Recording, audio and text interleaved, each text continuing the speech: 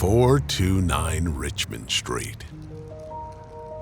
For a century, this corner of El Segundo has carried a singular purpose: to make room for the presence of God.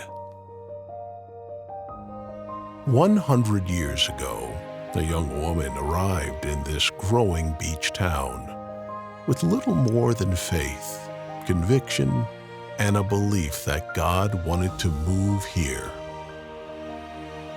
Her name was Elizabeth Howard, one of the first graduates of Life Bible College. She had come to El Segundo simply to care for a sick friend. But somewhere between the oil fields, the storefronts, and the quiet neighborhoods of this young, industrial town, she sensed a calling, not to pass through El Segundo, but to stay. In the summer of 1926, prayer meetings began appearing across the city. Small gatherings in storefronts, worship services in rented halls, factories, warehouses. Anywhere a door opened, people came. Workers still covered in refinery dust, families looking for hope, young people hungry for something deeper. One report from that time described the meetings this way: a little branch opened in El Segundo. The building was packed to the streets. Even before there was a church building, there was revival.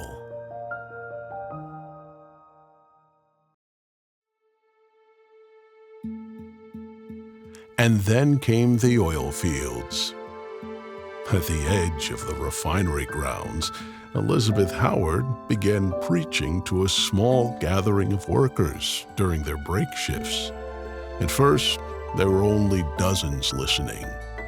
Then, hundreds. Oil-stained faces lifted in worship, songs echoing through the industrial yards. Men standing silently, listening to the gospel in the middle of a workday. Her reputation grew, and El Segundo had nicknamed her the Pastor with a Smile. The story spread quickly. Late one night, after a full day of ministry, Elizabeth was awakened by an urgent phone call. A young girl in town was dying. Family members crowded around her bedside, preparing to say goodbye. But in the middle of prayer, something changed. The girl suddenly sat upright and cried out, "Mother, I'm healed." The room erupted into tears. Family members gave their lives to Christ that same night. Even the doctor who arrived moments later could hardly explain what he saw. Again and again, stories like this spread through El Segundo. Healings, salvations, lives transformed. As the movement grew, it became obvious they needed a permanent home. So the community built one together. People donated shrubs, lumber, instruments, even a piano. Piece by piece, a tabernacle rose here on Richmond Street. Not simply a building, but a place dedicated to meeting with God. Through the Great Depression, the church stayed open. Revival meetings filled tents night after night. Young people gathered faithfully. Food and clothing were distributed to struggling families. Reports told of blind eyes healed, paralysis disappearing, hearts restored. And by the end of the 1930s, the debt on the building was finally paid in full. But the greater story was never about the building.